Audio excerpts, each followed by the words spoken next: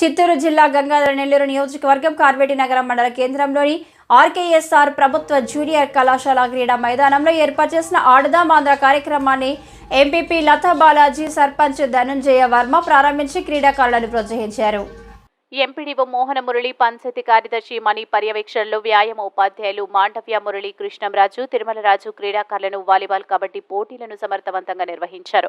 ఈ సందర్భంగా ఎంపీపీ లతా బాలాజీ మాట్లాడుతూ రాష్ట్ర ప్రభుత్వం క్రీడలను ప్రోత్సహించే దిశగా యువతను ఉన్నత స్థాయి పోటీల్లో పాల్గొని రాష్ట్రానికి గుర్తింపు తేవాలని, ఈ క్రీడల్లో మండల స్థాయి నుంచి నియోజకవర్గం, జిల్లా, రాష్ట్ర స్థాయికి పోటీ పడి గెలుపొందవలసి ఉంటుందన్నారు.